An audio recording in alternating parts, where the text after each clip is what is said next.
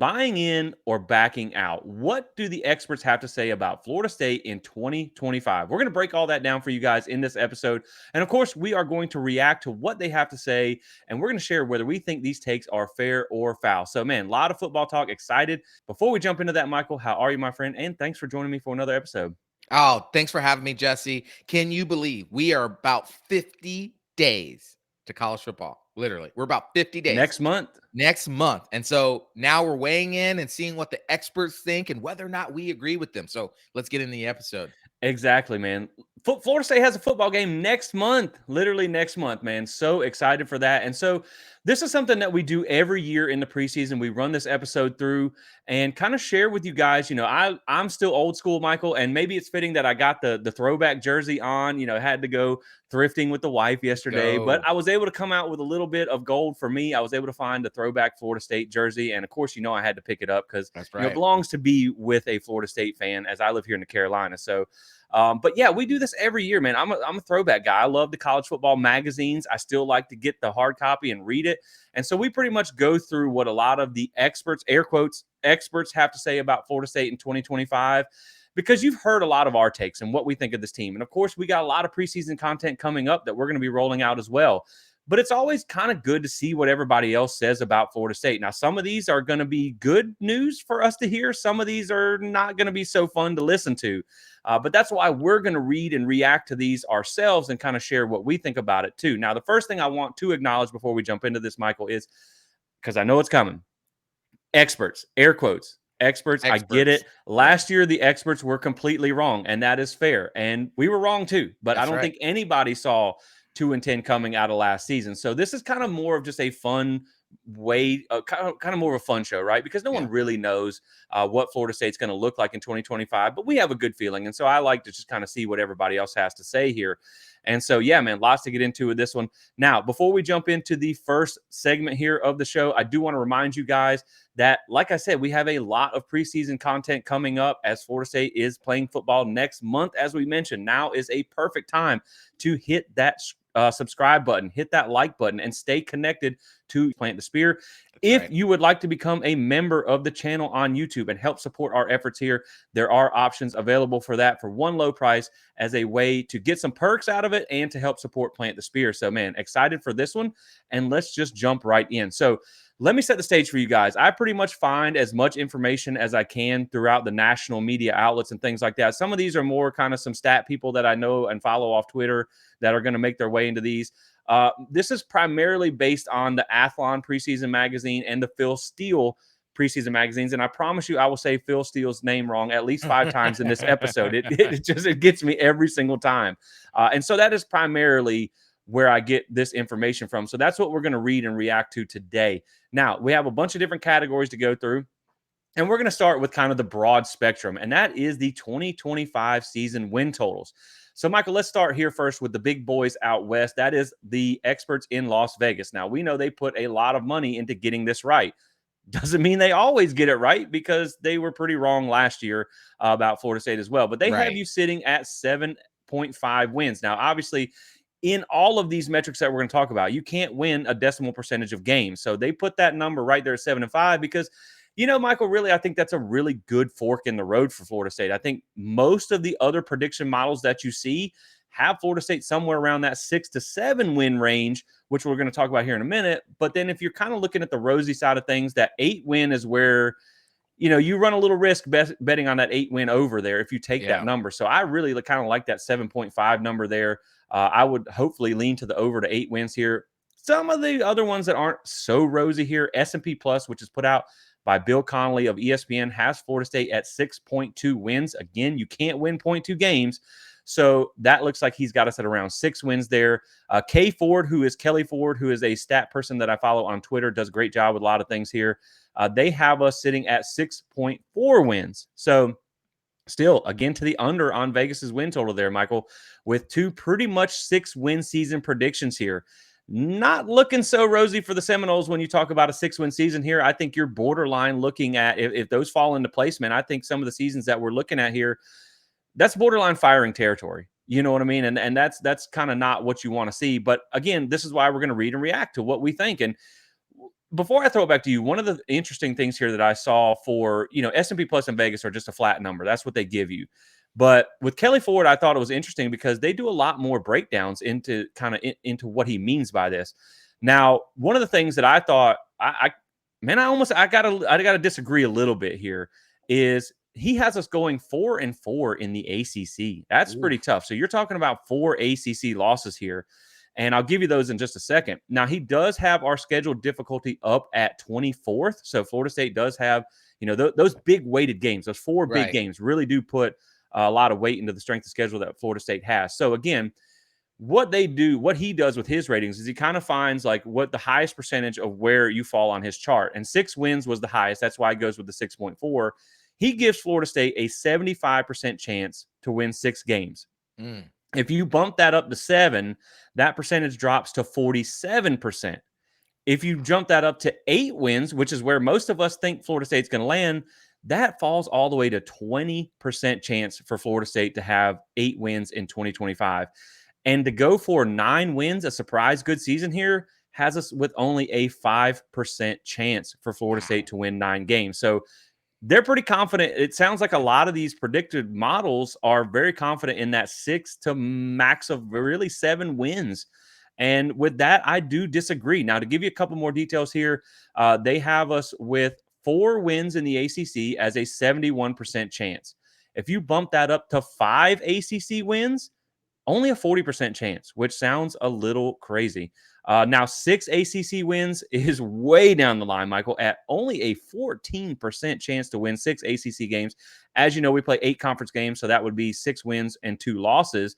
So that means if you're looking at maybe the 2 top teams in the ACC from what most people predict with Clemson and or Miami, that means they're predicting you're probably going to lose at least 2 more of these ACC games is what's most likely. And so we're going to share our thoughts on that in a second. Now, the likely losses from a percentage here, basically he breaks the schedule down and gives you a percentage chance for the teams to win in each one of their games. So the likely losses, according to Kelly Ford, is Alabama, giving Florida State just a slim 9% chance to win that game. Miami at home is only a 21% chance to win. Clemson on the road is 10%, which is, honestly, Michael, that kind of surprised me to see Clemson on the road at 10 and Bama at home at only 9. I would have thought you maybe would have had a little bit higher chance to beat Bama there. Virginia Tech at only 52%. This was one of those borderline coin flip games that they had here. NC State, Florida State only gets a 47% chance to win, and Florida down at 16%. So it pretty much what he's looking at in that 6-6 record is a loss to Bama, Miami, Clemson, NC State, Florida, and then that Virginia Tech game could go either way, but they're giving it to you. Sounds like he's giving you a 52% chance, but then counting it as at least partial loss there. So, man, not exactly the numbers you wanted to hear. I would say, at least for this iteration, for this segment of the show, Michael, I'm going to pretty much disagree with just about everybody here. Now, can I see a situation where Florida State goes 7-5? Do I think that's a very likely outcome? Yeah, I can see that. I can name you probably the 4 or 5 losses with the big 4 and that road trip to NC State, but I disagree with it, these guys here. I think Florida State ends up with around 8 wins in 2025. But, man, not a whole lot of rosy picture, not a whole lot of confidence here.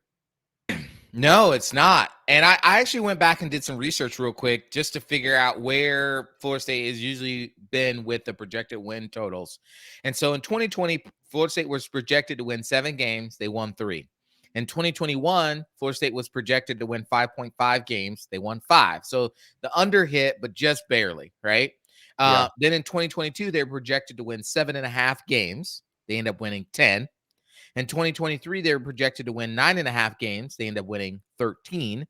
And then in 2024, they were projected to win 9.5 games, and they won 2. Yes. Yeah. If you're new to Plant the Spear, yes, we won 2 games last year, okay? Yeah. So in my mind, I'm thinking, okay, maybe this might be like that 2022 season where, we didn't have a lot of hope going into 2022. Yes, they had finished 5-3 at the end of the 2021 season. So there was some like, okay, they're getting better, but you didn't go into 22 thinking they were going to win 10 games. Yeah, we didn't think we were going to win 10 games. We thought, man, we'd be fortunate just to get back to a bowl. That's all we wanted. And then they end up winning 10 games. So Yeah. could this be similar to that we have a historic terrible season, one of the most historic terrible seasons in 50 years of college football history, coming off a 13-1 season? Could we then go back and actually like shock people and win more Yeah. than 7 games? I think Florida State will be plus 7.5. If I were betting, I'd bet the over on this. I think they win 8 games. I feel confident that they could pull off 8-game wins. Now, as far as the ACC concerns and where those 4 losses would come from, I do think you have to look at the big 4, right? Clemson, Alabama, Florida, and Miami. I think those would have to be the big 4. I do think that it can be easy to look at the big 4, but there's a possibility. There's a reality somewhere out there, Jesse, that Florida State can win one of those 4 and lose a game that we did not expect them to lose. 100%. They Yeah, do for go to sure. Charlotte on Friday, right? They do go to NC State, a house of horror. The Carla Finley Stadium has been for Yeah. Florida State, right? It could be one of those games that we just did not. They do go play Stanford at ACC after dark at 10:30 Yeah. Eastern Yeah. time, right? So it Yeah. could be one of those games that we don't expect them to lose, that they end up losing, and a game we don't expect them to win that could actually they win. So I feel good about saying 8 wins, but again, I'm with you. Anything below 7 wins is not even borderline firing. Like, you should be fired on the tarmac. It's over. Yeah. Yeah, and you factor in the 4 big games, right? As your most likely losses, as everybody would probably pick to be. That means, like you just said, you kind of have to go through the rest of the schedule unscathed here That's and right. really have 100% hit rate. And is Florida State prepared to do that? Can you go win at Carter Finley on a Friday night? Can you beat Pitt, who some of these prognosticators, as you like to say, they're a little Yes. bit higher on Pitt than Yes. people than some people may think. And so, can you make it through unscathed? And I don't know. And if you don't, then you have to pull an upset in one of those big 4 games. So believe me when I say I can see a path to 7-5. That could be a loss to the 4 big games, and then maybe a trip up at a NC State or that trip out west or something. So I can very well see the 7-5 record. I just think Florida State does get a win in an upset in one of those big 4. And I do think they probably do fall somewhere along one of those other games to that NC State or something like that. The only thing for me is with the 4-4 in the ACC, that one feels a little bit tough here. But the tricky thing too that I was going to mention with the schedule is if you think about if you were to go 8-4, but then say hypothetically 2 of those losses were to Florida and Alabama, well, those aren't ACC losses. No, So then again, hurt. you could be in a situation where you could be contending for the ACC as long as you can make it through your conference schedule relatively unscathed. But yeah, I mean, I think it is pretty interesting here to kind of see some of where they're at. Really, a lot of erring on the low side here at 6 wins. That's probably not what a lot of people want to hear. You know what I mean? It's really not. But I think a lot of people are going to be playing it safer this year with what they have. And again, and I'll throw it back to you. I wanted to mention that these computer models have proven to be wrong in the past for certain. Even like Las Vegas, who puts a lot of money into this, they got it wrong last year. So I mean, these computers they might have a virus. You know what I mean? So it could certainly be wrong. And we hope Florida State surprises to the upside. But I did find it a little bit interesting here to see that, you're talking about a 20% chance to win 8 games, a 5% chance to, 40% chance to win 5 ACC contests. That seems a little low. That seems very low. And the thing is, like, so let's say you just automatically gave Florida State the 2 losses in the ACC to Clemson and Miami. There's still 6 games that are winnable, right? Yeah. There's 6 games that are still winnable. If you're at 6-2 towards the end of the season, you're not only vying for the ACC still, you're vying for a playoff berth, right? You're still in the conversation. Regardless of what happens with Alabama and Florida, 6 wins in the ACC seems doable in my mind. Right? Like, it doesn't seem like there's a 40% chance that they can do it. I think I would put that maybe around like 58, 59, 60% chance that you should be able to win 6 games in the ACC this year with a better roster, a better coaching staff, a more defined scheme, right? And presumably, according to the climb, a better quarterback. Yeah. And the funny thing is, realistically, when you talk about those ACC games, I mean, let's be honest, after last year, which was a surprise the way they played too, NC State is more about where it's at than who Correct. it's against, that you're Correct. in Carter Finley on a Friday night. So, speaking of ACC, Michael, let's just stay in that vein with the ACC predicted order of finish for Florida State. And this is the one where I said is a little bit of a kind of cold water being thrown on you a little bit. This one's not so rosy, right? And so let's start here. ESPN, which, we don't like them anyway, so we're not really going to pay attention to what they have to say. ESPN has Florida State here finishing 7th in the ACC. Now, keep in mind, this is now a 17-team conference here, so that is above middle of the pack here. Phil Steele has you tied for 4th. Now, ESPN does have Miami, which is this is kind of crazy. They have Miami as the number 1 finisher in the ACC, bucking 21 years of history that says they won't be. They have Clemson at number 2, SMU at number 3. Phil Steele has you tied for 4th. He has Clemson at number 1, SMU, Miami at number 2, tied there for 2 and 3. And then tied for 4th is Georgia Tech and Florida State. So it's tied for 4th, but you're kind of actually down here at about 5th. Which is, that's okay. Phil Steele, he's a lot higher on Florida State than some of these other people, which I do like.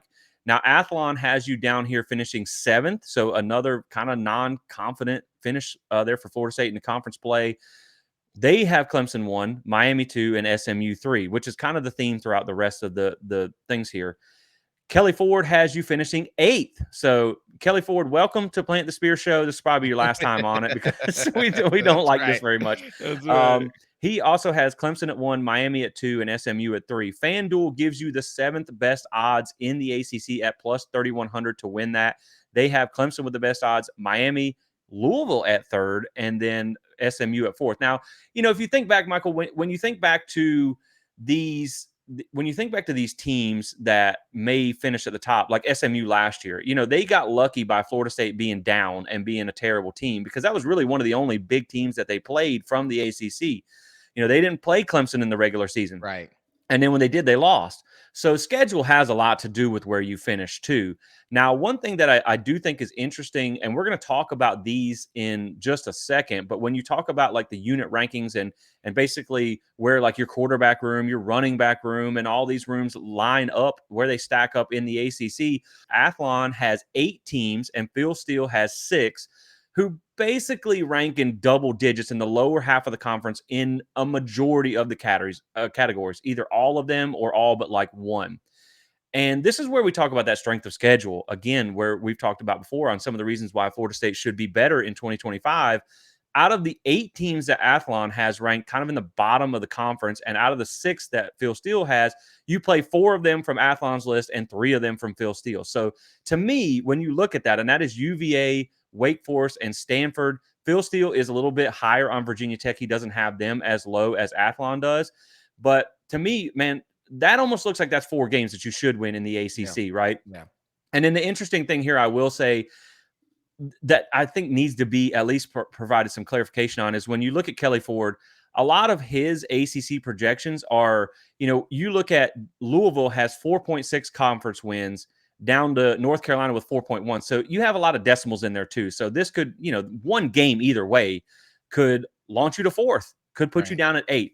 But again, I'll throw the slide back up here, man. Not a whole lot of even top 5 finishes projected for ACC for Florida State in the ACC in 2025. And I'll throw it back to you on this, Michael. I'm not expecting Florida State to make an appearance in Charlotte, right? I'm not saying it's out of the realm of possibility. I'm not saying that. If you upset Miami at home, then you could be right there in the picture. I do think Clemson's probably going to win the ACC this year. If, when we go to ACC Media Days in a couple weeks and I have to vote for my preseason ACC favorite, it's going to be Clemson. They have a pretty loaded team this year. Right. But I don't see Florida State finishing 7th and 8th in the conference behind a Virginia Tech, behind a Duke, behind, some of these other teams. Man, I just don't see that being the case. No, I don't either. And when I look at the schedule, and I get it. I get when you have such a drastic fall from grace. It's not like Florida State fell down a story or 2 from a building. They fell from the top of the building to the basement. You know what I'm saying? They finished dead last. As the saying goes, take the stairs up and the elevator down. Well, the elevator wasn't even there. We fell straight down the shaft. Went straight down the shaft. Like the elevator workers can't even find us right now. Exactly. So I get it. I get it that then the temptation then is to say, well, yeah, there's no way they went out and could get that much better. But Again, we have to remember this is unprecedented what happened with Florida State. There's never been a team in college football history that have gone 13-1 and then only won 2 games the next season, right? And so you have to actually look at the talent on the field versus the talent of the opposition. And when you look at that, again, I see 6 wins. I see Yeah. 6 wins in the ACC easily. When I Yep. look at the schedule, right? And I look at the fact that Florida State they should go to Virginia on Friday night and they should win. They should beat Pitt at home. They should go to Stanford and win. They should beat Wake Forest at home. They should beat Virginia Tech at home.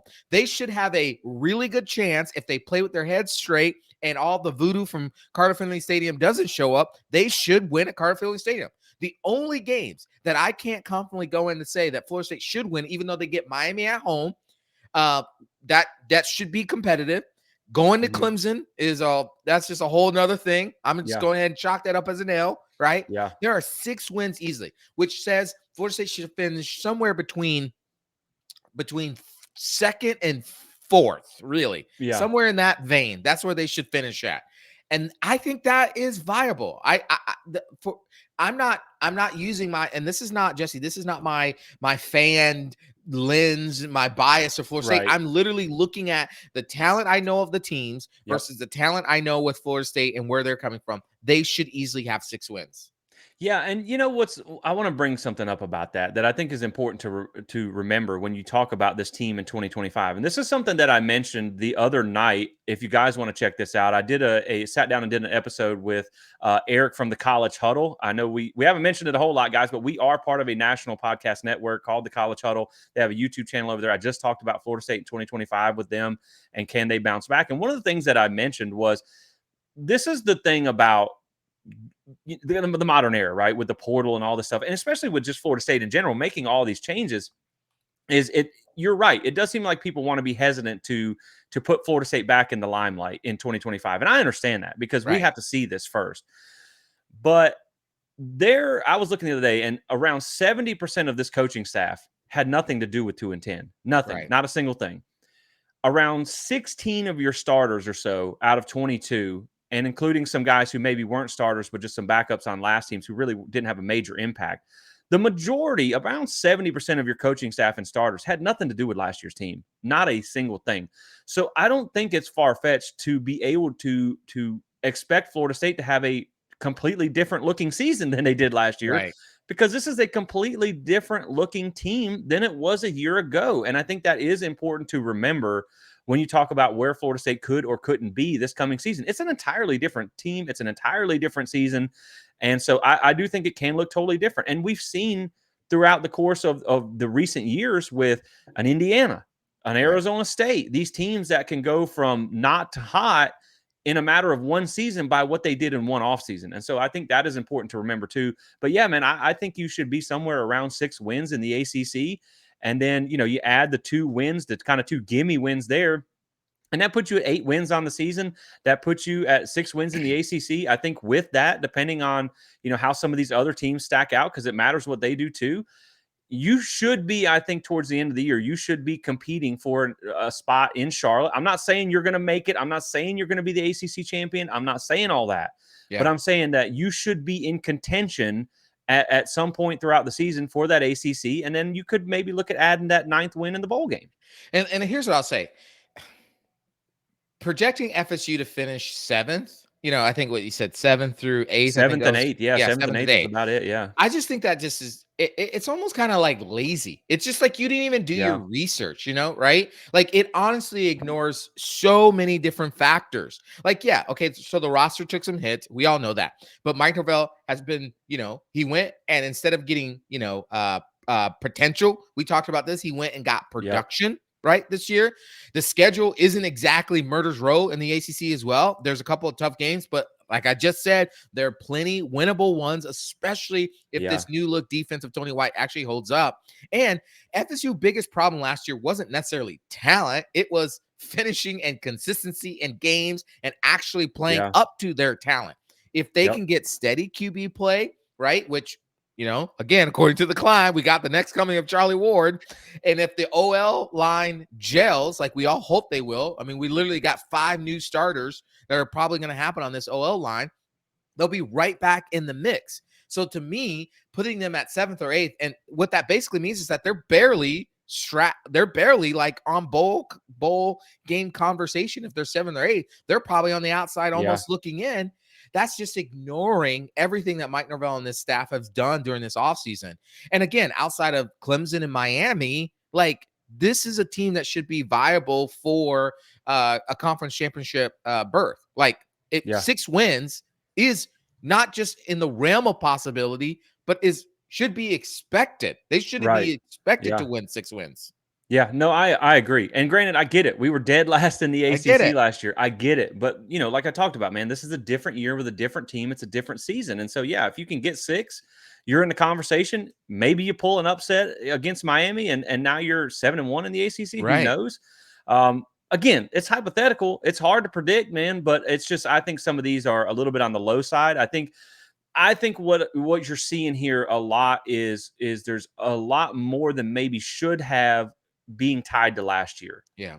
I get it, man. I understand that. But if you can see, and hopefully we don't see this ever again, but if you can see them go from, negative 11 losses from 13 to 2, they can certainly, and they've been from 5 to 10, you could certainly see them jump right back up. And so that's what we're hoping for. But keeping it moving here, couple of things I do want to throw out real quick. I didn't really make a slide for this. This is just real quick because you talking about like in contention for a bowl and just kind of a crapshoot of predictions. I did see 2 bowl projections for Florida State this year. So, hey, at least they have us in a bowl, Michael. The first one was from Athlon. They have Florida State playing Washington in the Holiday Bowl out in San Diego, California. So I can't really say that's one I would be excited about, right? Yeah. Not so much. Now, the next one I think would be interesting, Michael. And this comes from Brett McMurphy of On3. Florida State versus Colorado in the Sun Bowl in El Paso, Texas. Now, the bowl itself isn't that exciting. It's a dud, but Florida State versus Colorado would be headlines for sure. Man. That would be Dion a huge, man. Yeah, Florida State versus Dion. Essentially, you can say Florida State versus Dion because that's what they would have it as.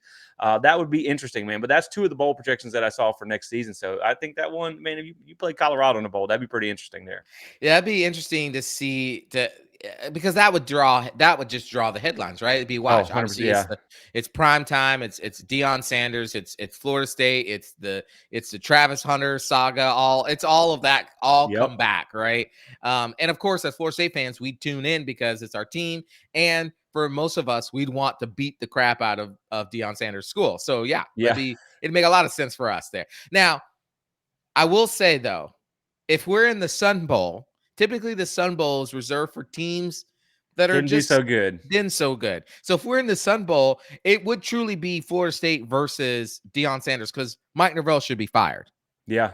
Deion might be auditioning for a new job. So true. So true. So yeah, man. But I mean, at least you sounds like you're going to get back to a bowl. That's what they're thinking, which would be good. We're just kind of hoping for a little bit better bowl than that. Now, the next thing I want to bring up here that I think is interesting is the unit rankings that they do. And this one, we're going to go primarily with Phil Steele's here because Athlon only does top 10. And newsflash, Florida State didn't make it in any of the top 10 nationally. So let's go with some unit rankings here. And some of these I find interesting, right? So we'll pop it up. We'll start with offense here. So how this is laid out, if you're watching on YouTube, is the first number that we're going to read is Athlon's ranking. This is in the ACC. Out of 17 teams. The second number is Phil. There it is. There's at least one. Phil Steele's ranking in the ACC.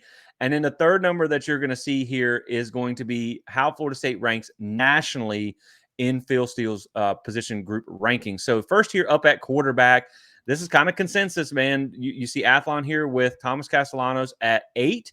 Now, Athlon doesn't give a lot of explanation, but Phil Steele actually does give some explanation. And so he actually does rank it based on your entire quarterback room, not necessarily just your starter. But he has us at 9th here because let's be honest, man, when you talk about Thomas Castellanos, you also have to consider that he may get banged up throughout the course of the season in Gus Malzahn's offense. And what you have behind that is a guy who's proven to be very up and down, and then a true freshman. So I think that does kind of have to factor into your quarterback room as a whole. But the 8th best quarterback, according to Athlon, for Florida State, the 9th, according to Phil Steele, and 43rd in the country, 43rd nationally. So to me, man, I think that probably It's hard to say, man, because there's actually some decent quarterbacks in the ACC here. I'm gonna. I think Thomas Castellanos. That's a fair rating right now. Let me just Yeah. say that because what you saw in the 2022 season from him or 2023 season from him, his first year at Boston College, there was a lot of interceptions. The completion percentage wasn't really there. He didn't throw for a ton of yards. He ran for 1,100 yards. I think there's that is important to factor in because I don't know how much these guys factor in that dual threat ability. And then you have last year where the passing improved, but the rushing fell off a cliff. Now, that had a lot to do with the system that he played in.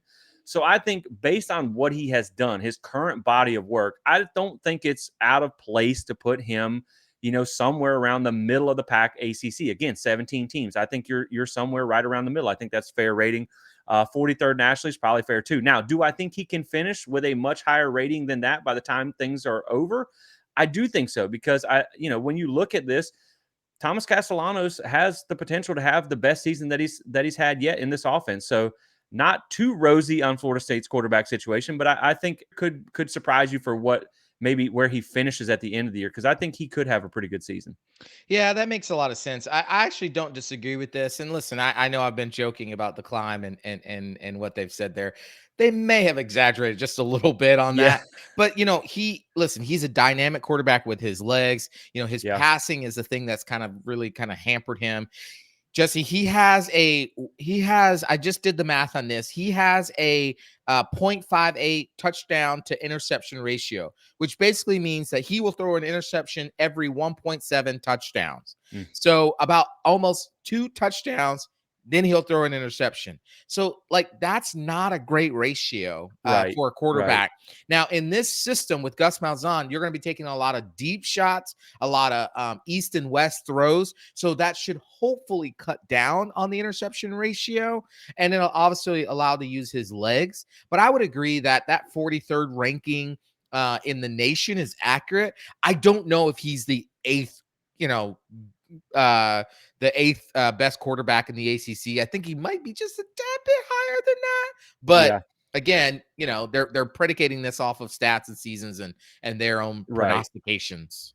Yeah, and I think that's the thing that's important to remember is I think when you go to all encompassing, when okay, yeah, maybe as a pure passer, of course Kate Klubnik's going to be better, Right, right? And I'm not right, saying Thomas Castellanos is better than Kate Klubnik, but I'm right, saying like right. when you factor in the legs, I think that does bump his rating up a little bit.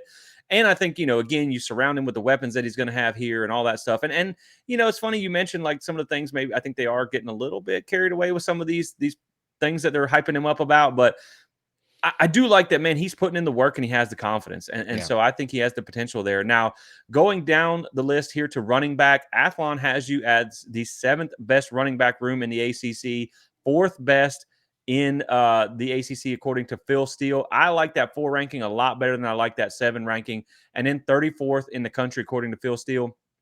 I'm gonna lean towards Phil Steele here. I think you probably are one of the top 5 in the conference. I'm not gonna say you're number 1 because you don't really have that bell cow that we've seen produce consistently right now. But at the end of the day, man, I think with the Gavin Sawchuk addition, a guy who has put up like 900 yards at Oklahoma before, I think with bringing in Chroma, the talented freshman, that's kind of your top end talent there. And then you're also pretty deep. And we're going to talk a little bit more about the position groups themselves. Man, I will say I think 7 sounds a little bit low, and I think 4 sounds pretty fair. And I think 34th in the country is probably about right because, like we said, man, I like the depth of talent that you have. You just don't really have that like household name yet, but that doesn't mean Right. they can't emerge. So I'm pretty fair on 4. I'm pretty foul on 7. Yeah, I would take that approach as well. I think 4 might feel maybe. Yeah, I would be good with that. You got Gavin Sawchuk coming in, like you said. I mean, his 2023 season, he ran for over 744 yards, had 9 touchdowns, 14 receptions, 94 yards. He was a dynamic back before he got injured yet next season at Oklahoma. So if he's fully healthy again, you have a deep room. You got, Yep. Cam Davis, you got Roydell Williams, you got the freshman and Kuzma coming in.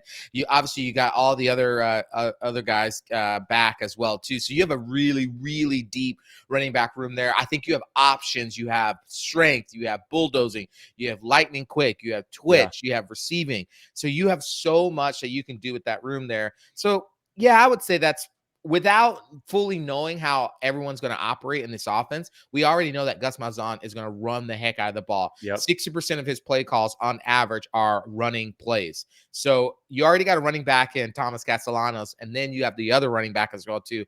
So I would imagine that's going to be a fair preseason assessment.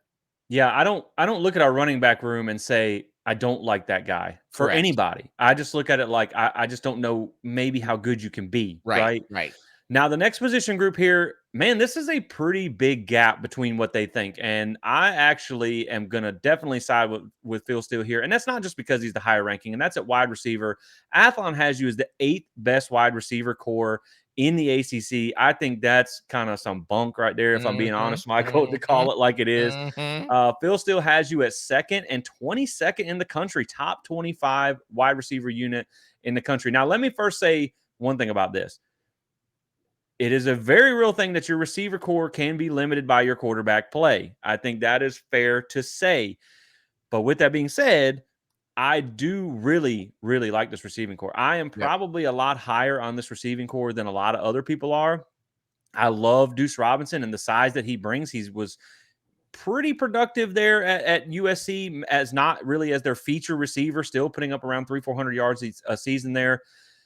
I am so much higher, I think, if he can stay healthy. Now, that is the caveat with Squirrel White. I am so much higher on Squirrel White than I think most of the country is. I think he is probably one of the most overlooked receivers on this team, in the conference, and in the country. The guy put up almost 900 yards or something like 900 yards a couple years ago. Had a 100-yard game against Alabama at Tennessee there. I think he is dynamic. You add in Javon Boggs, who is a breakout potential freshman. You got LaWayne McCoy. You got all these other guys.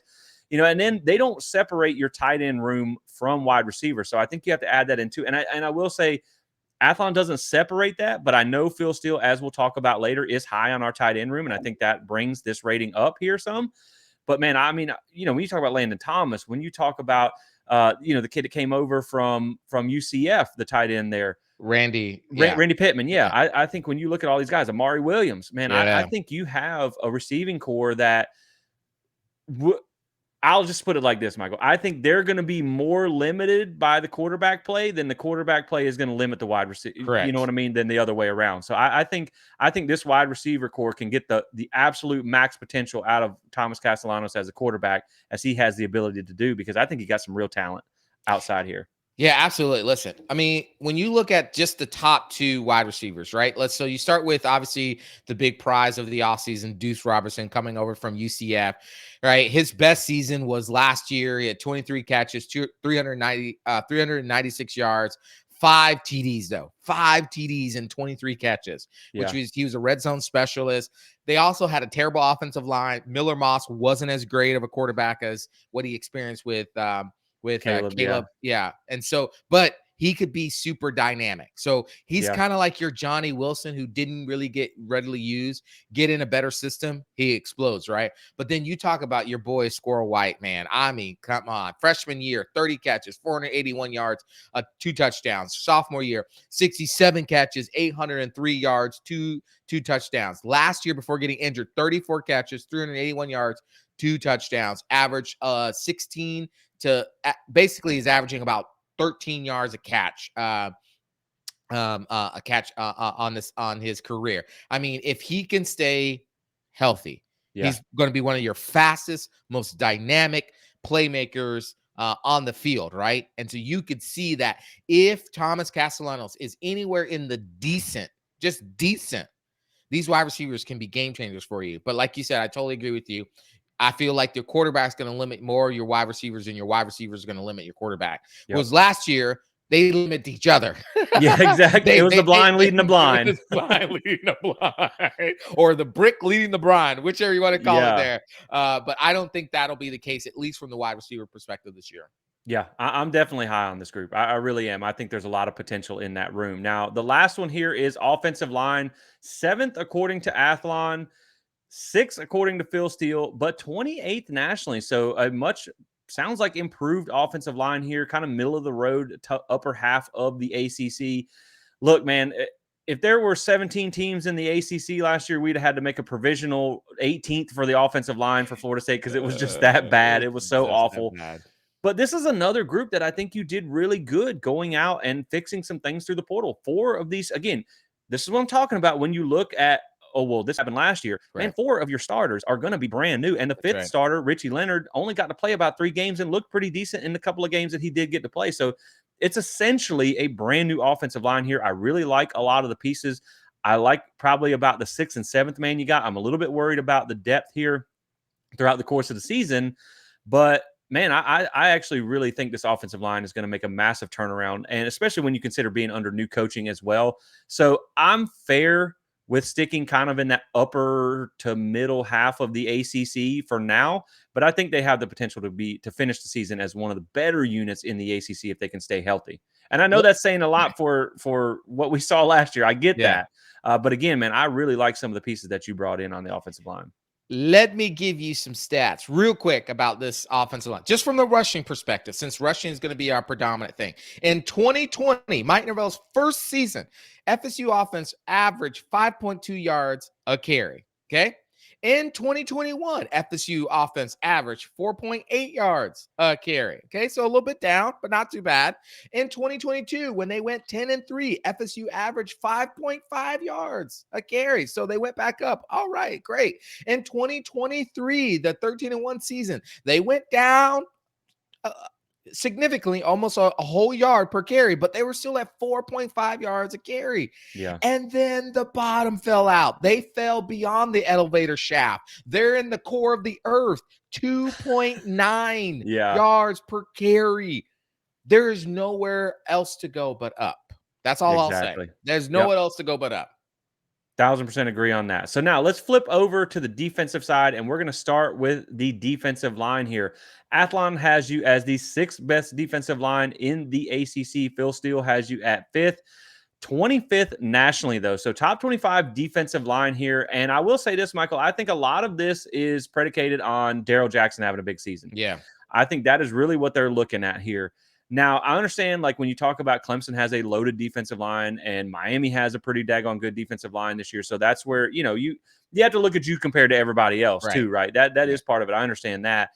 I think really the trepidation with Florida State's defensive line here is because we've talked about this before. You have, a Daryl Jackson who is your leading star power that has never really had that breakout kind of season.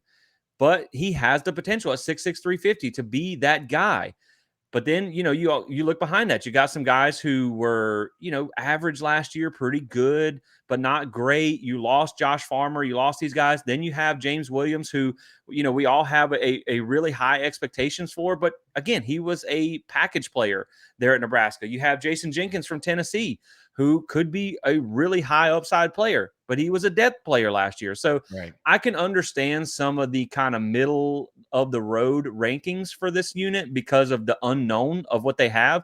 But I think when you look at what some of these pieces, when you look at the talent level that you have on the defensive line here, yeah, man, I do like that kind of that top 25 ranking nationally. I like that kind of, because again, when you talk about 6th and 5th in the ACC, that's in the upper half. And so I think that's a fair ranking. I think this is one where you have more talent, less production to rely on, but you've seen those pieces. It's not paper talent, right? It's not a recruiting ranking. You've seen these guys do it on the field. They just have never had to do it as the starters. Maybe outside of a Daryl Jackson when he was at maybe another school. But I think you have a lot of talent in this defensive line room. And so I understand these rankings. Yeah, absolutely. I can get these rankings. I mean, you're coming off a year where your defensive line basically gave up 4.6 yards a rush carry. Like that's not good. The best in the last 5 years, the best was 2021 when Florida State only gave up 3.7, and they went 5-7 that year. That was probably the best defensive line they had at the time. My biggest concern going into the season is depth. Do they have the depth and sustainability? Because let's say those guys are decent. Let's say they're decent to good enough, right? But what happens when they tire it out? Is that second wave coming in? Is that going to be able to help sustain that as well too? And then Jesse, what if on the off chance they're not good? What if all this hype about, James Williams and let's say Daryl Jackson doesn't ever live up to his thing? He was a disappointment in the early part of the season last year. Exactly. So what if he's a disappointment again? Like what happens then? We have nothing else to turn to. That's my concern. That's why I say that, I think this ranking is fair. Yeah. And then the next one here for linebacker, this is a little weird, Michael. Now, there's a little separation between the two here. Athlon has us as the sixth best in the ACC, third best by Phil Steele, and 34th in the country. Now, it's strange times, Michael. This feels weird. This feels weird to even say out loud, but like one of the position groups I'm most confident in 2025 is the linebacker room. It is pretty crazy here. And there's a stat that's interesting that I'm going to give you later on in the show when we talk a little bit about the position groups here. But man, third in the ACC. I love it. I love to hear Yep. it, man. I think you got a lot of pieces here. I think you got some proven veterans.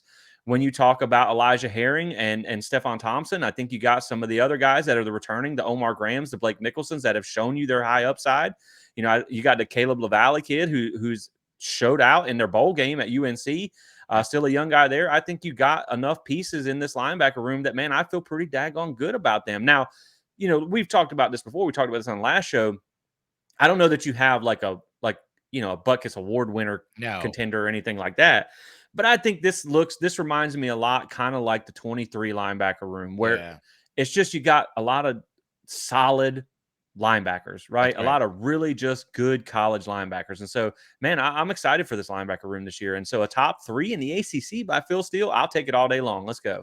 Listen, we haven't been able to say that in how long, Jesse? Yeah, we pray Like, for times we like these. pray for times like these, as you like to say. Like, Yeah. man, yes, I'm really looking forward to it. I'm looking forward to Omar Graham stepping it up again. He got better as the year went on.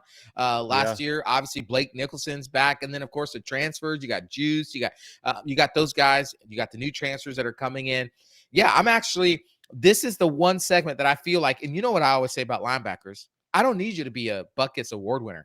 I just Right. need you to be in the right place at the right time, triggering on instinct, not on hesitation, Yeah. but triggering, feeling the right gaps. Just show up right where you need to be. If you're in the gap, hopefully you'll make the tackle. Yep. Gosh, we got so sick of linebackers like just being like, ugh, don't touch me, Right. like, and so it's so good that that we are now walking into the season where we don't have to worry, at least preseason wise, we don't feel like we have to worry about the linebacker play going into the year. So I agree with the ranking Yeah. there. Yeah, and a lot of times last year, it's like, man, they fired in the gap. It Yeah. was just the wrong one The or on the wrong wrong side gap. of the field. So, yeah, so I really like this linebacker room, and I agree with that assessment there as well. So, talking about on the back end here for the DBs, sixth best secondary in the ACC according to Athlon. Again, Athlon, you know what, man, this is why nobody reads your magazine anyway. Phil Steele has you at second in the ACC. And this is what I like as well. 29th in the country, top 30 unit here. So, man, when I look at these rankings, right, for the DB, I think the one thing I wonder about Athlon, and I will at least say this because they don't give an explanation like Phil Steele does. Athlon, I will say this about their magazine, and as some of you guys know, we actually used to do a preseason magazine here at Plant the Spear. I used to do it by myself there for a while, and it was a lot of work. And so you have to really work hard to get these things done. So I'm not taking away from what they do from being able to create that amount of content. But Athlon is usually the first one to hit the newsstands. And so sometimes they have things in there that don't get factored in, like maybe some late transfers. And so I'm wondering if they don't have the Jeremiah Wilson in there, right? Yeah, That's the thing, because the eighth best, man, I think he's going to be one of the best DBs in the ACC. I think he's probably the best player on Florida State's roster in 2025. The kid is just talented. He's a ball hawk. And so I think when you talk about him, and then I think when you look over at the other side with Jabril Rawls and some of the other guys, Edwin Joseph, the guys that you saw last year that were competing, that were actually doing pretty good as freshmen, that just really, or sophomores that really didn't get a whole lot of playing time. I think you don't have to, because of Jeremiah Wilson, you don't have to rely on them. You can kind of pick the cream of the crop for your other corner there. The one thing that draws me back from giving us a really high rating here, I don't know that maybe 2 is right, and I don't know that 6 is right either. I think maybe 3 or 4 sounds a little bit better. It's just because we have question marks at safety. Right. And you're running a 3 high safety defense where I think you want to feel like you can count on Shaheem Brown, but can you after last year? Earl Little Jr. is a very high upside prospect after making the switch to safety last year, but how good is he? And so then you got to find that third safety slot. So I think the talent that you have at DB, because remember, Surtain has been recruiting his pants off the last few years. I think when you look at the talent that you have at your disposal and the coaching that you have in the secondary, that's why I see this being one of the better units in the conference. Again, with the question marks at safety, I don't know that 2 is right, but I definitely don't know that I'd put it all the way down at 6 in the ACC.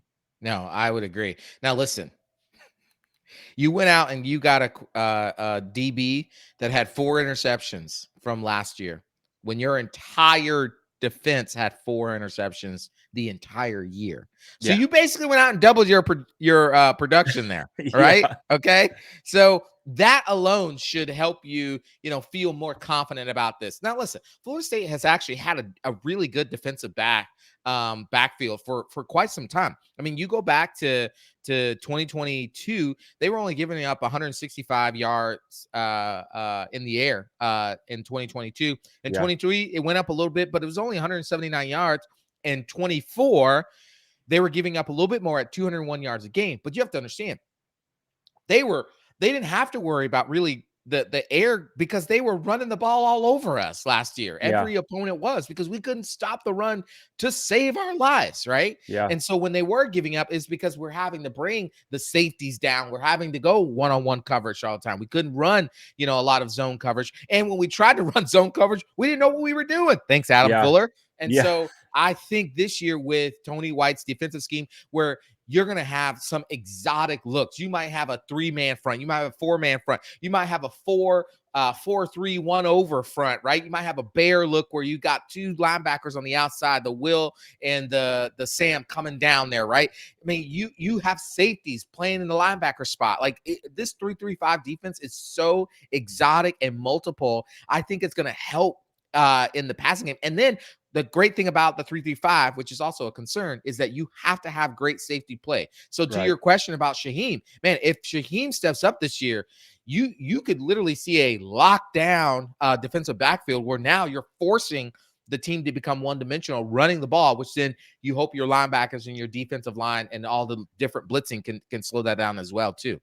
Right. And that's the thing, is I think you have the talent on the back end of safety. It's just, how's it going to look? Because we've seen Shaheem have good seasons. We've seen Earl Little look great in practice footage at Alabama. It's just, how are they going to do it on the field? But yeah, no, I mean, I agree with you. Adam Fuller's pass defenses have always been pretty decent, right? They've been pretty good. It's just he was never great at stopping the run. And Tony White is predicated on stopping the run and limiting the big pass. So we'll see how that goes as well. Now, the last thing I decided to throw on here was special teams. Athlon doesn't rank them. Phil still has us at 8th and 72nd in the country. Obviously, this is going to be, you're going to take a drop every time you lose basically the 2 best specialists in the country, 2 of the best specialists in the country. Now, you still have Coach JP there, who works his magic on the special team side of things. So it'll still be a decent unit. But man, here's another interesting thing that I wanted to talk about with these position group rankings. So I started looking and I was reading through, getting the list and everything of where I was taking my notes at. And I was like, okay, looking through the top teams. I'm like, all right, where's Florida State? I was like, oh, dang, we play them. Oh, dang, we play them too. Oh gosh, we play them too. So I thought this would be interesting to see. This is food for thought, right? So out of the national rankings, according to Phil Steele here, Florida State plays 3 of his top 10 quarterbacks. Yeesh. 3 of the top 10. Now, the next highest ranked is 28. So it takes a big dip after those 3. Running back, you do only play 1 of his top 10, but then you play 5 of the top 25 units. For wide receiver, you play 2 of the top 10, 4 of the top 25. Your offensive lines that you're going to face this season, you will face 4 of his top 10 offensive lines. And I do know that was Bama, Clemson, Miami, and I think maybe Pitt or somewhere in there. So 4 of his top 10 offensive lines. Defensive lines, you face 4 of the top 11, because I think the 4th team was there at 11. 5 of the top 20. That's a lot of good defensive lines that you're going to be facing. Linebacker groups, you're facing 3 of the top 10 and 6 of the top 28. DB, you're facing 2 of the top 3. Gosh. 3 of the top 10 and 4 of the top 25. So it's not an easy schedule by any means. Now, granted, you can guess the names by a lot of these guys. Exactly. So, man, I saw that. And you know what? Here's what's interesting. Some other quick notes on this that I wanted to provide. And this is why we say that Florida State has to do some overachieving this year, right? Because we talked about those big 4 games that, in the beginning of the episode here. Well, Clemson, Bama, Miami, and Florida rank above Florida State in every position group with the exception of Miami at wide receiver, and Florida State is 22nd, Miami's 23rd. So you're one position behind us. So those big four games, now again, this is the expert's opinion. This is preseason stuff. This doesn't mean anything right now. All of this could change. But again, you're talking about those four big games kind of have you outgunned in almost every position group, according to Phil Steele. Phil Steele. There's two. That's two. There's Put it on the counter. That's two. And here's another thing that's interesting, man. When we talk about of those four big games, I think most people would agree that Bama and Clemson are your two toughest of those four. Well, Alabama ranks top 10 in every position group besides quarterback and running back for Athlon, and they are top 10 for Phil Steele. So basically, when you combine them like a power ranking, Alabama's top 10 in every position group nationally besides running back or quarterback, because they're breaking in a new quarterback. Clemson is top 10 in every national position unit ranking in both for everything but running back.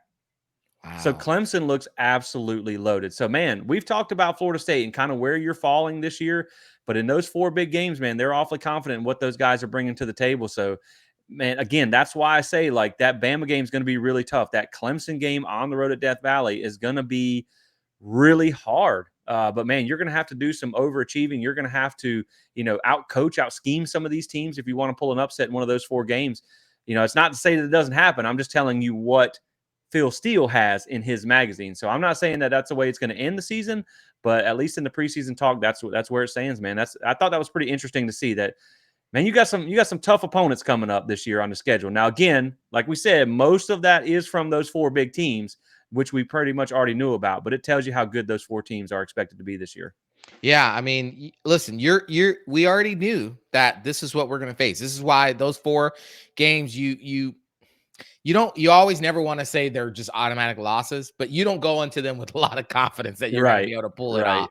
So, hey, Florida State show up. We'll see who the best team is. Yeah. And so the one other quick subject I want to talk about was individual awards here, which are all ACC selections. Athlon only has one Seminole landing on the first team all ACC list, and that is Daryl Jackson. They only give first team, so we're going to stop there with them. When you get to Phil Steele, he has 0 first team all ACC players for Florida State. Second team would be Deuce Robinson and Daryl Jackson, along with Sam Singleton as a kick returner. Yeah. Third team is Jeremiah Wilson. And then fourth team, I don't know if I called him by the wrong name earlier or not. If I did, I apologize. I meant to say Jeremiah Wilson. And then the fourth team here would be Micah Pettis on the offensive line. So not a whole lot of individual awards for Florida State, which, that does kind of follow along the vein, Michael, like we talked about the other day in the last episode, was Florida State does seem to have a lot of collection of good college football players, but they kind of lack some star power.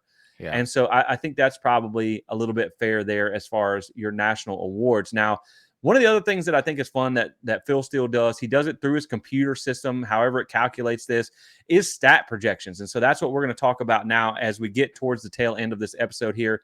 And we're going to start with offense.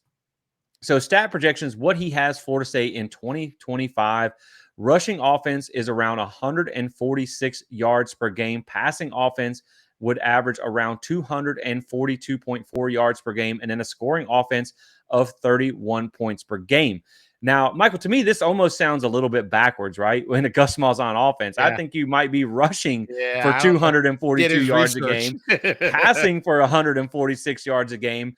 But regardless of what the yardage ends up being, man, I do actually agree and like that scoring offense of around 31 points per game. Nice. And what I did is when I went back and I kind of looked at where Gus was at, during his time at UCF in those 4 years, they did average 31.6 points per game. So that sounds about right. Now, keep in mind, some tougher competition at Florida State, but the talent equivalent balances itself out. You have more talent at Florida State to go against that tougher schedule with.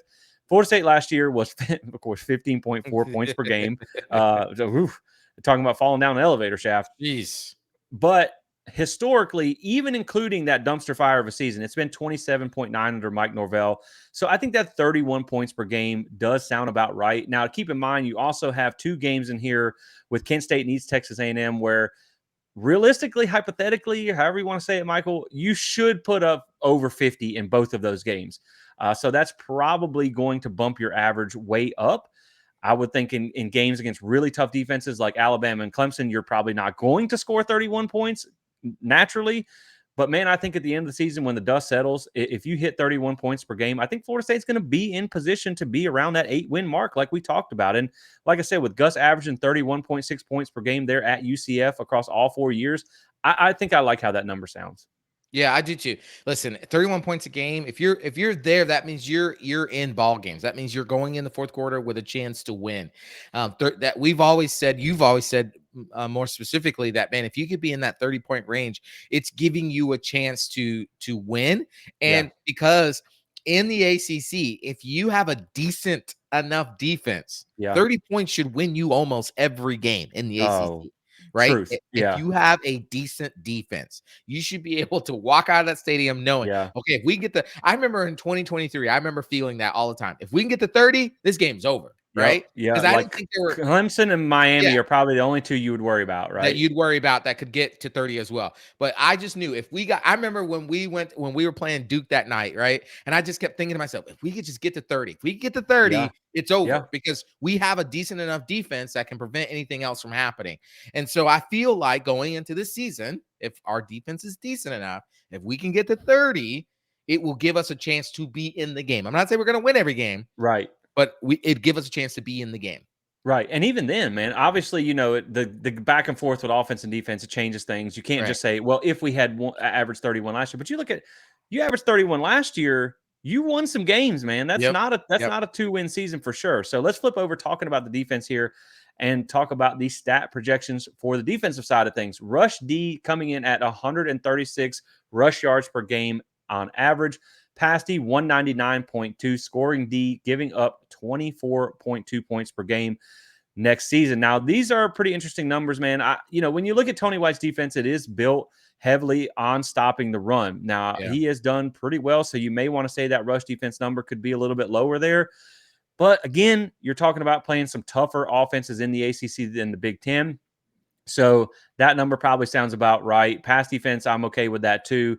And, to be honest, man, really, I'm not huge on yardage. I'm all about points because that is what wins and loses games. It doesn't really matter. So the 24.2 points per game, I also think sounds pretty fair. And the reason I say that is because you do have the teams like Alabama. Yes, I know they have quarterback questions. You do have Miami, who's going to have a good offense. You do have Clemson, who's probably going to have a really good offense this year. Right. And so when you talk about some teams like that, Florida could have a decent offense. There's going to be some games where you're going to give up some points, right? There's going to be a couple games where you're probably going to give up 30 plus. I think you should very well shut out probably a Texas A&M or East Texas A&M, should I say? Gosh, that'd be sweet if you could shut out Texas A&M too. But I think you might even look at a couple shutouts or single digit scores here when you talk about like a team like Wake Forest or Kent State. Tony White, I will say, over the last 2 years at Nebraska, did average 18.9 points per game allowed. So he's come in underneath that number, which has been really good. Florida State's defense last year gave up 28 points per game. And again, the defense wasn't terrible last year, man. They were just hamstrung by a god-awful offense. And so I think that 24-ish number is pretty fair, right? I think that's a pretty good number for Florida State. And really, when you talk about where Florida State ends up, man, if you're scoring 31 and you're giving up 24 or less, man, I think you're going to end up where you want to be. You might be in some closer games than maybe you expected, but I think that's about where you want to be. And I think those are fair numbers. Yeah, I think those are fair numbers. And listen, I think really what is going to be predicated on is, can this defense stop the big play? I think one thing that you've pointed out several times is that while Nebraska has been was in the top 20 defensive category, when they've played somebody with a decent offense, they've struggled. It's gotten away from them. It's gotten away from them. And so can Florida State, which Tony White's going to face? Tony White is going to face some decent offenses this season. Like you said, we're going to face Clemson, right? They probably have the number one quarterback in the ACC and probably one of the top 5 quarterbacks in the country. We're going to face Miami. Now, regardless of what you feel about Case and Beck, he was at Georgia. He was Yeah. successful, He's right? So good. He's he's not Cam good. Ward, but he's He's not good. Cam Ward. He's not a scrambler, but he's good, right? You have DJ Lagway at Florida. Like, what is he going to look like this year? He was getting hot. I mean, you saw what he did against Florida State last season, Yeah. right? So you're going to face some really good quarterbacks. What happens when those offenses that can actually move the ball, what is that doing for you as far as your defense is concerned? That's where I really want to see the rubber meets the road for Tony White in that defense. Yeah. Now, I will say I could see where the defense could be a little bit better if they stay healthy. Again, we Right. worry about the depth, but I was just looking it up, man. And if you're at 31 and 24 too, that puts Florida State with about a top 40 offense based on last year. Oh, We're wow. looking at where the teams were at last year. That's a top 40 offense. And I think Yeah. that sounds pretty good. Yeah. I mean, that's a Gus Malzahn. I don't expect it to be the number one offense. I would like to see it top 30, top 25 for sure. Yeah. But top 40, I think, gets you some wins there. The defense, maybe I could see going a little bit other way because 24.2 puts you about a top 60 defense. And I don't think that's great. And I think that Tony White, as far as coordinators go, I think that may be a little bit stronger, higher even than the offensive side of things. So, maybe you see that. I'd like to see at least a top 40 defense, realistically. Yeah. Now, the top 40 defense is 22.9 points per game from last year. So only about a point and a half or so per game there you would need to improve. But, man, I think you want to be at least top 40 on both sides of the ball to try and end up where you want to be. So now a couple of other things that I want to talk about here are just some additional notes that I saw throughout his magazine that I thought were interesting and you guys would want to know about. And I think the biggest one, Michael, the one that stands out above the rest, because Phil Steele, I feel like, man, he's like us. He wants to throw on those garnet glasses. He wants to predict something big for Florida State, but he's also hesitant there as well because last year. But Florida State in 2025 is Phil Steele's most improved team for this season, which I like. He puts out a list usually of 11 teams. And why this seems significant is that Florida State was also on that most improved list in 2022. They weren't number one, but they were one of the top 11 on that team in 2022, and they doubled their win total from 5 to 10. Last year, 9 of his top 11 most improved teams for the year, again, this is coming into the year, 9 of the teams he expected to be most improved went from a losing record to making a bowl. Now, granted, that could be 5-7 to 6-6, right? But still, I think with this year with Florida State, when you talk about it in a nutshell here, when we talk about some of these things, Michael, is like, yeah, we'd love to play for the ACC championship. We'd love to be in the playoffs and all this stuff. But I think, man, at a minimum, your basement floor should be shooting for bowl eligibility, right? Absolutely. Yeah. So 9 out of 11 teams last year went from losing record to making a bowl. In 2022, 6 of the 11 teams on his most improved list ended up with double-digit wins. Yeah. This sounded pretty good, Michael. I like it. Over the past 15 years, he has named 277 teams to the most improved list that had a losing season the prior year. Of those teams, 189 or 68.2% made a bowl the following year. So that tells you it feels like a 68.2% chance that Florida State, historically speaking, should be in a bowl this year. And that's not including they are the number one team. And he's had some of his number one teams do some really big flip arounds in a year or so. So that's a big one there as well, too. The next one here is yards per point, which is basically how efficient your offense and or defense was. Like, how many yards did it take you to get per point? Well, Michael, here's something that doesn't come as a surprise. Florida State made the bad offense list. Wow, imagine that. Hello. Exactly. So anyway, in this yards per point list, basically he kind of says that like the ones that are over a certain amount, the ones that go over a certain metric is typically abnormally inefficient. And so if you can just get back to like baseline efficiency here, since 1990, 63.3% of the teams that made his bad offense list that's going up the next year had a stronger record the following year. And of course, Florida State made that offense list. So again, a 63.3% chance tells you historically Florida State should do better this year. So I'm liking all this stuff.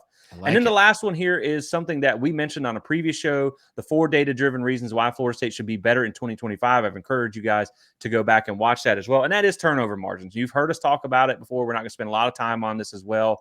But Florida State was minus 16 in 2024. That is butt cheeks, Michael. That is terrible. Since 1990, 416 teams have finished with a turnover margin in the double digits. Oof. And that is the negative double digits. Of those teams, 278 or 67% improved the following year. 77% had the same or better, but we don't want to stay the same. We're trying to get better. Right. So that tells you, man, that's all 65-ish, 63+% chances that Florida State should be better than this year. Now, again, when you're coming from the basement, it's not hard to get Correct. better. But these are all things that seem like if they can just go back to the mean, Yeah. Florida State should be much better. And then one more here that I want to throw on about strength of schedule. Michael, this is also something that, remember, we talked about in that 4 data-driven reasons why Florida State should be better in 2025. Right. So another one was strength of schedule. Now, he had us with the 75th strength of schedule this year, right? But last year, he had us, and I like how he does this. He goes back and he retroactively calculates the previous year's schedule because you do a lot of these things based on what you think a team's going to be. Right. So he goes back and actually looks. Florida State's schedule, according to Phil Steele, last year in 2024 was the 4th toughest schedule in the country. When you look at, again, every single team besides Charleston Southern made a bowl game. Yeah. What is significant about this, Michael, is there has been a drop of 71 spots in your strength of schedule ranking from what you played last year to what he expects you to be this year. That is the biggest drop in the FBS of strength of schedule of any team. Wow. That is working in your advantage. You made his going up box. He does a couple explainers there on the schedule page. So you're in his going up box, which over the past 20 years, these are teams that had a big change in strength of schedule. 80% of those teams had a better or equal record than the year prior. So again, man, I'm telling you, these things from being the most improved team, from the inefficient offense getting back, if it can get back to normal, from the strength of schedule, from the turnover margin, these are all things that I love that Phil says that point to the direction of Florida State being better. Now, again, some of these I do question how much better they think we're going to be when you're only predicting us to not have a ton there, a ton of wins. But, man, those are all things I thought FSU fans would find interesting here, and they all point in the up direction, which I like. Yeah, I love the fact that for his most improved that, he has a really good track record of being able to predict the most improved. They get back to a bowl game. So I like that. Again, we talked about this a little bit earlier, depending on what the bowl game is, that matters. I do want to talk about this interception thing because this one has fascinated me. I went back and looked at the last 12 years of Florida State when it comes to interceptions, okay? In the last 12 years, Florida State has had 6 seasons where they've had 10 plus interceptions. Okay. Thrown or received? Like we picked it off? Like we picked it off. Florida State's defense has picked it off. Okay. So there have been 6 seasons in the last 12 years that Florida State has picked off 10 plus passes. Okay. In those 6 seasons, 4 of them resulted in Florida State winning 10 or more games. Okay. And 2 of them resulted in Florida State only winning 5 games. Those are anomalies. Okay. So in 2021, Florida State picked off 14 passes and only went 5 and 7. In 2018, Willie Taggart's first year, Florida State picked off 12 passes and only won 5 games. Okay.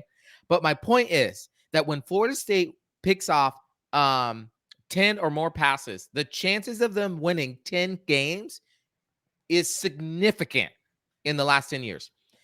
Can I tell you the last time Florida State? So in 2020, Florida State picked off 8 passes. In 2021, they picked off 14 passes, but they didn't win 10 games. Weird. In 2022, they picked off 8 passes, but won 10 games. Weird. In 2023, they picked off 10 passes and won 13 games. In 2024, they picked off 4 passes and won 2 games. This is the conundrum we're in with Mike Norvell. It doesn't make any sense. Yeah. And, it's funny why you were saying that. I went back and looked. So Tony White's defense last year at Nebraska picked off 11 passes. The year before that, they picked off 9. So we're either going to be – our average is 10. So, man, I do think that's going to make such a big difference this year. You just talk about – I think, yes, the 4 games that you have that are the tough games, those are going to be tough. But I think that strength of schedule and just getting back to not being a complete crap show on Saturdays, and actually having a decent turnover margin and being a decently efficient defense or offense, I think are going to play big into Florida State's turnaround. So the last thing that I want to talk about from the expert's opinion here is just a quick overview of what Phil Steele had to say about each position group.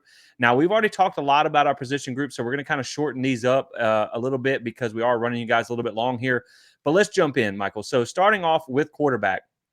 Basically just going to paraphrase what he says because he talks a lot about the past leading into the future. So we don't really need we want to leave the past in the past. We know about that. But he did talk about how the rushing production dropped at BC in the new offense for Thomas Castellanos, but he does think that he should thrive in Malzahn's offense. Now, again, we talked about this early in the position group rankings. I wholeheartedly agree with that. How high that ceiling is, I don't know, because he does have him ranked at the 9th best quarterback in the ACC. But again, man, I do think Thomas Castellanos is set up for success from the quarterback position there.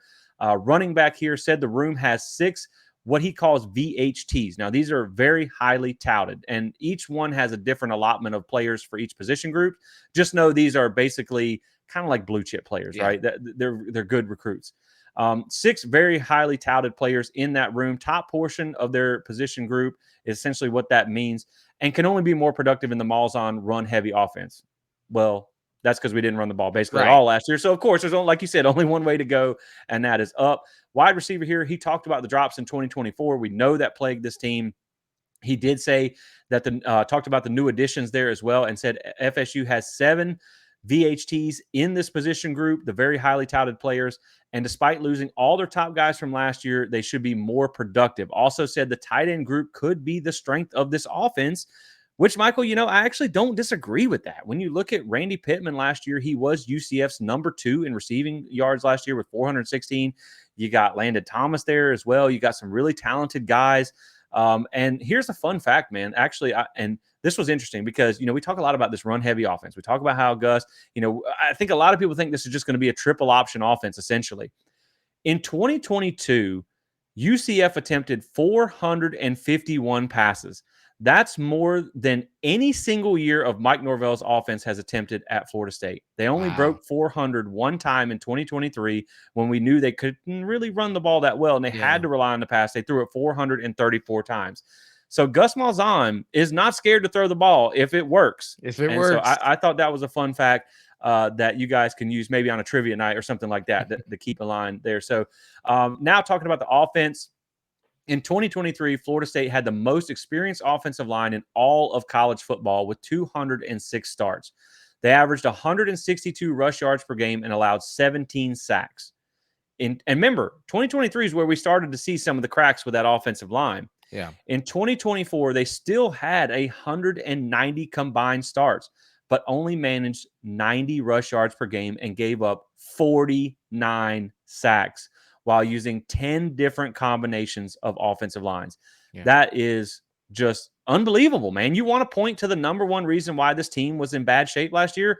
That is it. That offensive line, you couldn't do anything. You couldn't get out of your own way to run or pass the ball.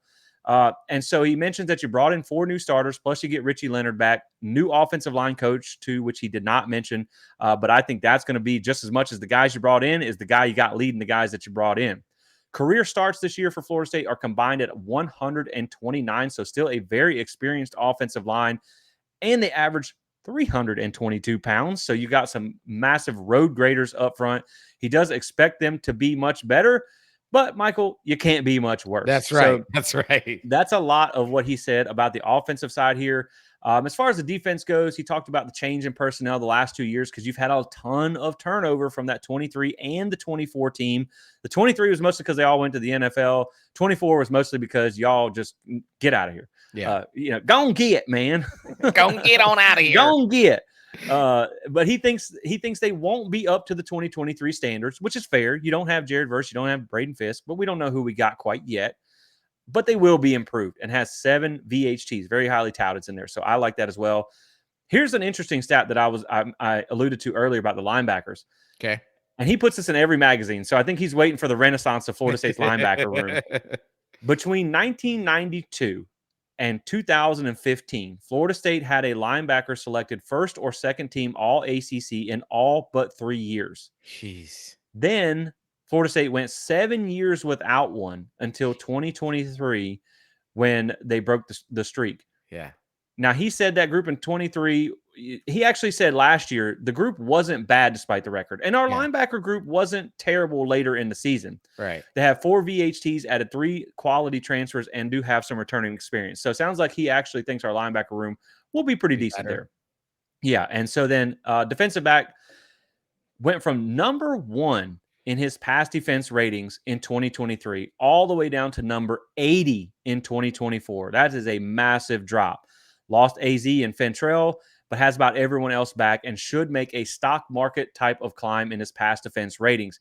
Now, he didn't mention Jeremiah Wilson, but he does have him listed as a starter, so I'm sure he factored into that because I think, again, that's going to be the biggest boost in your secondary of all offseason. Special teams, top 30 unit the past 2 years. Losing those two guys obviously hurt you, but he still thinks they'll be talented, with some good replacements and JP at the helm there. On offense, he says they had one of the biggest fall-offs ever last year, cutting their production in more than half. But with Gus Malzahn as the OC and all the units projected to be better, he expects them to at least double their points per game last year from 15 up to 31. Yeah. And on the defense, he talked about Tony White's 4 consecutive top 25 defenses. That's total defense, all with all 3 units expected to be better. So the defense should be improved.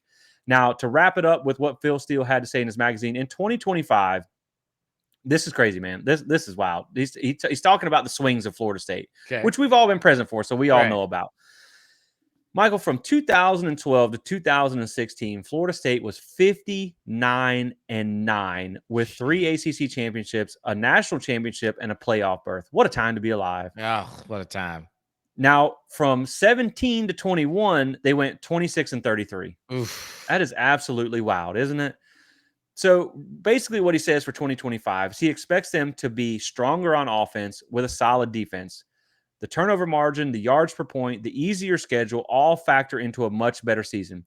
And, interesting point, he does not think Mike Norvell is on a hot seat because of his buyout, which I would disagree with. I would disagree too.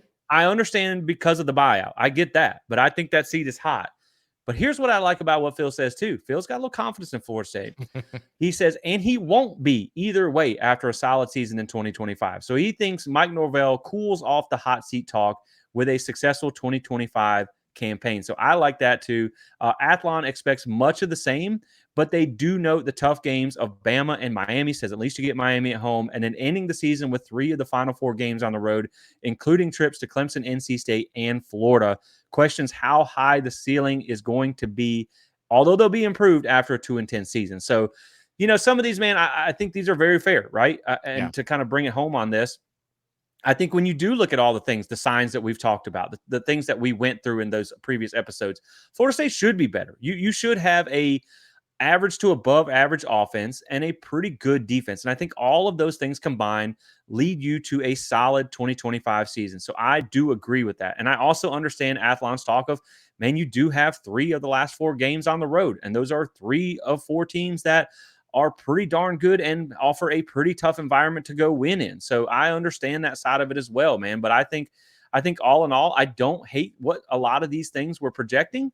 Some of them I do disagree with. I think some of them should be viewed more as 2025 individually rather than what can 2025 be because of 2024 when you've had so much change. Yeah. But all in all, man, I think it is going to be a solid season for Florida State. And I don't think some of these are too far off base. Yeah, I don't think some of those. I love Phil Steele's confidence. I love that he feels like Florida State's on a hot seat. I disagree that Mike Norvell is not on a hot seat because yes, he is. It's very clear he is. Them cheeks are on fire right now. them cheeks are on fire. You're right. I mean, listen, I love the confidence of Phil Steele. I think I love that he feels like Florida State's going to be better. I disagree that Mike Norvell isn't on the hot seat. He is on the hot seat, man. It is burning up for him. He has to win, and he has to win not big, but he's got to get 8 games. I think anything below 8 games is a disaster for Florida State. Now, what you don't want is them to be in 7-5 because now you're in like limbo land, right? You'd rather we've talked about this before. You rather either win 8 games or more or win 6 games or less. And so it's super clear for that. But I do think Florida State is poised to win 8 games. I feel confident in the 8-game call. I feel like these units will be better. I feel like we'll better have a better offensive dynamic because of the run game, because we won't ask Thomas Castellanos to try to be Chris Winkie to throw it all over the field. Yeah. I think the defense will be better as far as interceptions and creating turnovers, something we weren't good at last year. And I like our specialists just because I like JP, who has been a special teams guru for us. So I feel like 8-5, 8-4 is a really good, decent season for Mike Neville to keep his job and to move on. Yeah, and it's kind of like I said the other day on that college huddle show, right? The seat's hot, but the buyout is also a real thing, right? And I know a lot of fans don't want to accept that, but I think it's like he's sitting on a bag of ice on the stove, right? The buyout is the bag of ice. It's going to buy Yes, you some time, that's right. That's a but it's good only going to analogy. last so long, right? That's right. Eventually, that buyout's going to go away, and it's not going to be enough to save your job. That's right. But I think it is it's a buffer at 7-5 this year Yep. because it's a real thing. But I think 5-7, yeah, you're having that conversation, Yeah. for sure. So that's what the experts say about Florida State in 2025. Like it, love it, hate it, agree, disagree. Let us know in the comments if you're watching on YouTube here. Now we have one last thing that we're going to end the show on. You guys know this was the new segment that we displayed last week, or debuted, I guess, what I'm looking for, last week. And it was a little bit of a silly one last week. We were just kind of having some fun with it. This is something that's just a kind of a random question. Maybe it relates to the show topic. Maybe it doesn't. It's a question for us to have some fun with. This one, I thought, Michael, we would keep this in the vein of 2025 because we've just spent so much time talking about the 2025 season. And we're going to have a little fun with it. And we're going to tie it into Florida State as well. And so what it's going to be this week, we're going to share. And again, this is a quick segment. We're not going to spend long on this. It's just to close the show out here. So our fun question to end this is, Michael, we just talked a lot about 2025 and what Florida State may or may not be during that season. But let's just say you found a magic lamp laying on the side of the road and you get one wish. You could add one player from a past FSU team to the 2025 team. Who would it be and why? Oh man, that's so good. That's a All tough right. one because there's a lot of greats. And so Okay. I'll let you go first. All right, 2 minutes of the clock. Here we go. I would say that bringing Timmy Jernigan back to FSU for the 2025 season would be an absolute game changer, plain and simple. I mean, you're talking about a guy who was a wrecking ball in the middle when FSU won it all in 2013 and then went on and had an incredible NFL career, winning a Super Bowl. And I mean, just plug him into the current D-line right now, right? And you instantly get a tough, no-nonsense anchor who eats up blocks, blows up running plays, makes life miserable for quarterbacks. And it's not just a stat. He brings a championship swagger to him, and that's what they need in that locker room, right? And so my player would be is Timmy Jernigan, because for depth reasons, for so many other reasons, but mostly because he's a dog. Yeah, I think that's a great pick because, like you said, not only are you getting a dog on the field, it's the mentality and the leadership that you're getting in the locker room that would be huge. And, this is something we've talked about before where you've seen how a dominant defensive line makes a difference at Florida State. From 23 to 24, that had a lot to do with it too. We put a lot of blame on the offensive line, but that defensive line had a lot to do with it. So getting guys like that, man, would be huge. So for me, Michael, I think back of all the great names, and also you have to put it in context of 2025. Every team's needs are differently. So this is why you can't just pick, the Charlie Ward or something like Jameis that. Winston. Because that's that you might want a Jameis Winston. But how is he going to look in Gus's offense? Would he be Jameis? So you get the point, what I'm saying here. I thought about Jalen Ramsey because the dude's just elite. I thought about LaMarcus Joyner. I thought about Derwin James because of how FSU is going to use their safeties this year and that 3-high safety look and how you could use that rangy guy on the back end of your defense. Of course, a dominant defensive lineman like a Timmy Jernigan or a Jared Verse would set this defense off, Michael. I thought about all of those guys. I even thought about maybe P-Dub at wide receiver. Come on. Because you also get him as a specialist, which would be huge. Jordan Travis, we both agreed, would be great in this offense. You'll light this offense up. But to me, Michael, I think the answer is clear. And I'm going with Dalvin Cook. DC! Because Dalvin Cook in Gus Malzahn's offense would just be unstoppable, I feel like. I mean, you think about the reason I say this is because, when you talk about Jordan Travis at quarterback, right? Gus got Auburn to a national championship with a converted DB. That's right. At quarterback. But what he needs is a good running back to run the ball, to help this offense move. And Dalvin Cook put up mind-blowing numbers behind butt average offensive lines. And so if you even get average offensive line out of this group that you got in 2025, I think Dalvin Cook would set it off. You've seen RJ Harvey the last couple of years at UCF put up just ridiculous running back numbers. And so you see what that kind of next level running back can do in a Gus Malzahn offense. You look at his last year, Dalvin Cook at Florida State. He put up 2,250 all-purpose yards and 20 touchdowns in 2016, man. If you put him on this team in that offense, I think for me personally, there's a lot of greats that you could add, but your best bang for buck adding a dominant FSU player from the past has to be Dalvin Cook at running back because of the system you're running. Let me just say this real quick. I know it's a 2-minute drill. We're like at the final, the last play of the game. Trey Mason, played against Florida State in the national championship game. 317 carries, 1,816 yards, average 5.7 yards a carry, 23 touchdowns. Compared that to with Nick Marshall, who had 172 carries for 1,068 yards, 6.2 yards a carry, 12 touchdowns, both in the Gus Malzahn offense. Thomas Castellanos, right? Gavin Sawchuk, right? So, yeah, a Dalvin Cook in this era, holy cow. Yeah, you would be running all over some fools. So, and I just want to see him run all over Miami again anyway. Exactly. So, but that's going to be it for the show, guys. We appreciate you watching. If you have someone that you would like to add from the past of one of the Florida State greats, and boy, there's a lot to choose from. Let us know in the comments if you're watching on YouTube. Also, drop a like and subscribe if you enjoy this content. Again, guys, we are going to be rolling out as much content as we have time to permit for you guys before the season gets here next month. So make sure you drop a like and subscribe. Consider joining if you'd like to be a member of the channel. Rate and review on the podcast helps us reach other Nole fans. You can also check out everything we do over on our website at plantthespear.com. So that's it for this one, guys. We appreciate you watching, and we'll catch you on the next one. As always, go Noles.